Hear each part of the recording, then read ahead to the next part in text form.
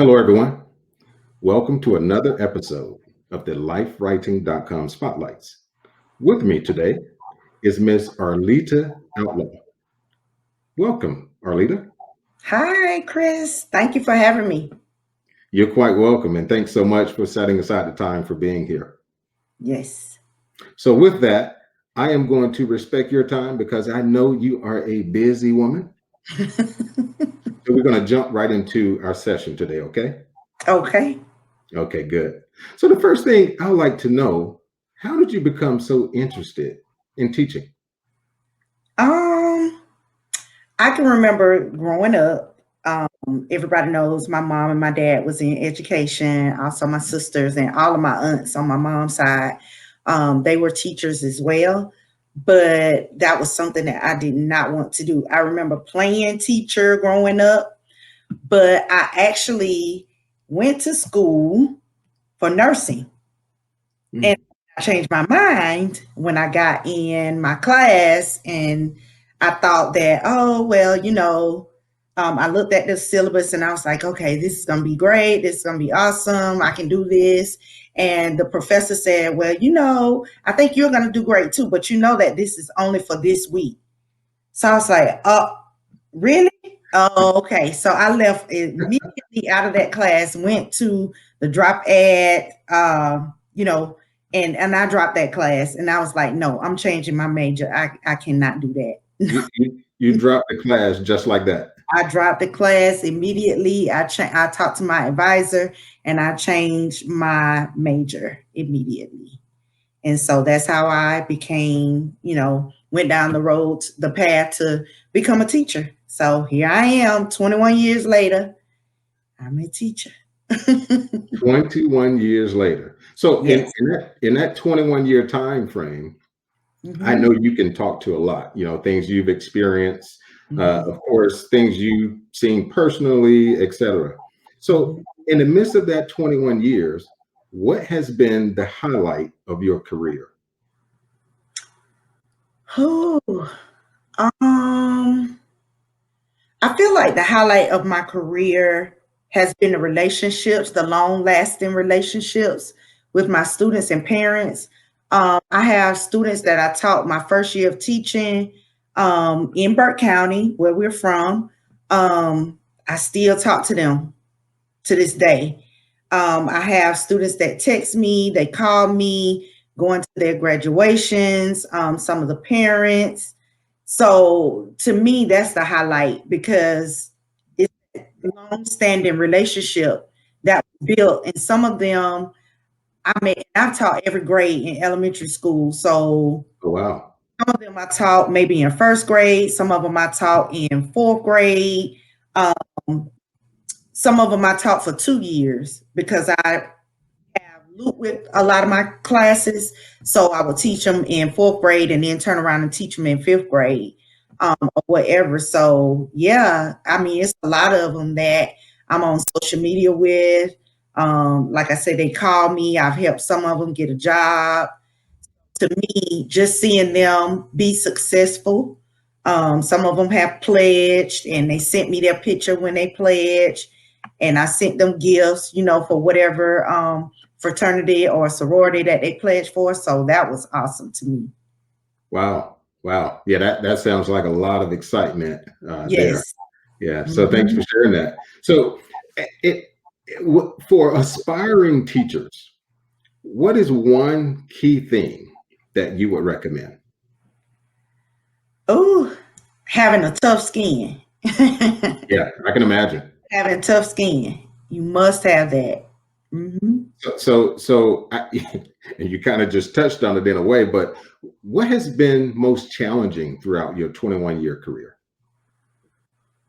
Well, this school year rather, with COVID, that has been most challenging. Initially, I felt like it was my first year teaching all over again, trying to maneuver all of the COVID protocols. It's just been really, really difficult. A lot of changes, mental wear and tear on you, physical wear and tear, and just trying to keep the students, focused. that's been hard. It's been really, really hard. Yeah, I tell you, this COVID thing and everything related to it and surrounding it has, yeah, truly been, again, so challenging, and because it's just so new and different, in so Right. many ways to everyone. So yeah, Hmm. I can only imagine. Yes. So in terms of your, like civic, not say civic duty, but anything you're doing throughout the community that you care to share and highlight. Right now I haven't been in COVID. I haven't been doing anything prior to COVID though. I've been on 2 missionary trips. Um, Okay. Actually the first missionary in my family to go off into another country, Right. to Jamaica, and I did missionary work there. Stayed Yeah, there for I remember that. Yeah. Okay. stayed there for what, a week and a half, and did Okay. that was very life changing. Really enjoyed that experience, because I had never been out of the country before, so that was my first time. And then 2 years ago, yes, 2 years ago, um, my children and I, we went to Alaska, and we stayed for a week to a week and a half, and we did missionary work there as well. We also have done work with the nursing homes, giving out food to the homeless, um, and everyone in need. So those are some of the things that we did pre-COVID. So, of course, we haven't been able to do any of that, Right.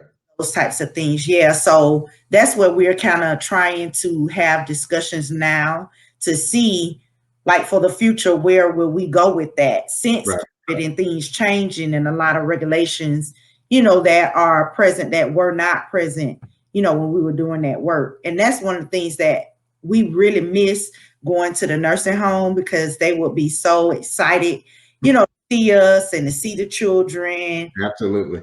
everything. Yeah. So we're ready to get back to it. Yeah. Cool. Good. Good Mhm. stuff.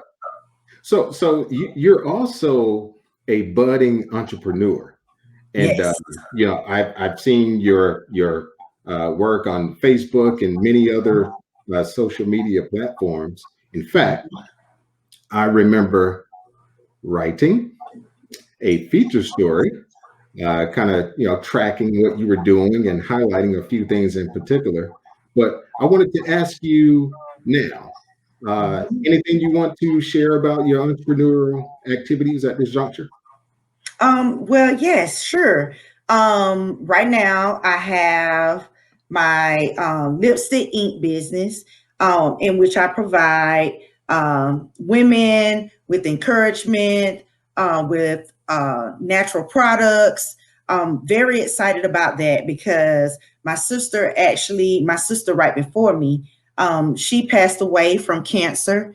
And that's when I started, like, my natural journey, and just looking at uh, product ingredients and things like that. And so that's how lipstick ink was birthed. And so I've been really excited about that.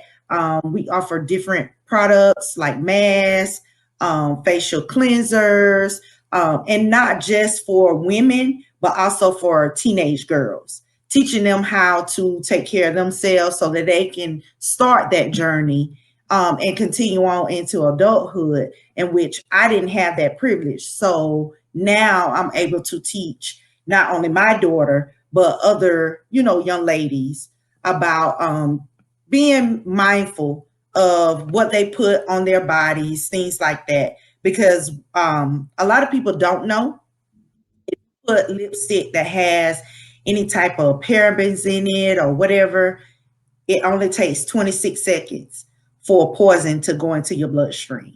Oh, wow. Goodness. Yes, when I learned that, that changed everything. Yeah. Some Yeah. of the things that we are consuming in our bodies are what are leading to, health issues, and also leading to cancer as well. Oh, wow. Yeah. Okay. Yeah. That's amazing. Yeah, Yes. we may have to segue at some point down the road to offer, some more, I guess, information or education, if you will, Right. regarding to some of those things that you just mentioned. So yeah, thanks for sharing that. Yeah, Yes. news, totally news to me. So Hmm. from an entrepreneurial standpoint, what would be, I guess, one or two of your major accomplishments thus far? Hmm. I mean, just being able to manage, uh, being an entrepreneur, being able to manage entrepreneurship, also having my career, you know, Mhm. and being a mother of four. I think that's a major accomplishment within itself. Right. All of that, scheduling things, or whatever. I don't feel like I'm at the peak yet Okay. because I Yeah. still have some things that's in the works, and that I'm praying about. So I'm not at the peak yet. But to me, that's a major accomplishment right now. No, no, absolutely, absolutely. Thanks again for sharing. So Mhm. having said all of that, knowing what you know now, what Mhm. would you tell 20-year-old Arleta? Ooh. Um, well, 20-year-old Arleta was really focused. I can say that. Okay. I had what, two jobs. Well, no, I had three jobs my whole 4 years of college. I had two jobs. I worked on campus, and then I also would substitute teach when I came home from breaks. And I did that the entire 4 years of college. The only thing I would tell my 20-year-old self, I guess, would be to continue to stay focused. Because along the way, I feel like I got outside track, even though I was still kind of focused, but I got certain things, goals and dreams and aspirations, I should say. I kind of put some things aside to be able, I'm a helper of other people.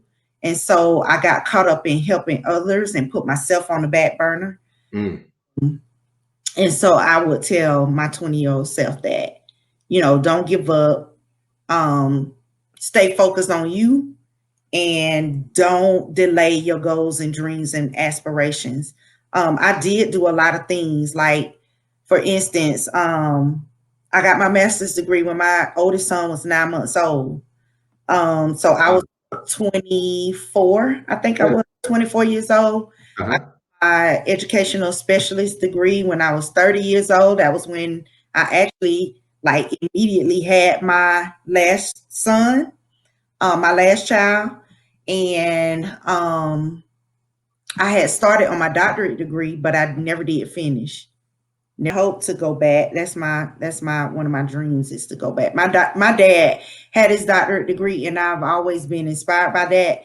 And he also inspired me as far as my master's degree as well. I was 4 years old when my dad got his master's, and I used to see him leave, and I would cry. I'm a daddy's girl, so Yeah. I would see, when he left, I would cry or whatever. And he was going to school. He used to go to South Carolina State University, and so Okay. get off of work, as a principal, and then come home, see us for a second, and then leave and go to Orangeburg.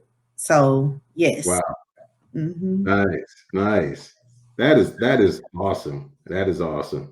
Look, I tell you, I've really enjoyed the conversation, the discussion, and sharing some of the intricate things and certain things that I would have never imagined. So that's part of the reason why I like facilitating these types of platforms, and why I plan to continue to facilitate more. And with that, I have some upcoming blog talk discussions that will be related to education in some form or fashion that I would really love for you to be a part of. So just kind of file that away. Oh yes, I would love to be on the panel. Just let me know. You're doing a great job. I've watched Well, thanks. me. Yes. And so I appreciate you for having me today. I've enjoyed the conversation as well. And I look forward to your growth, in this platform. And Thanks. just want to say thank you for highlighting different aspects of people and what they're doing, entrepreneurs, especially African Americans in this season that we're in right now. Absolutely. Yes. Mm-hmm. Good. And you know, it's March, and so in the name of Women's History Month and so forth, you know, Yes. this is perfect, you know. So again, I really, really thank you. All You're right. welcome. Thank you. So everyone, that was Miss Arleeta Outlaw. Again, I thank you guys for tuning in, and continue to tune in because there's so much in store here at lifewriting.com. Thanks.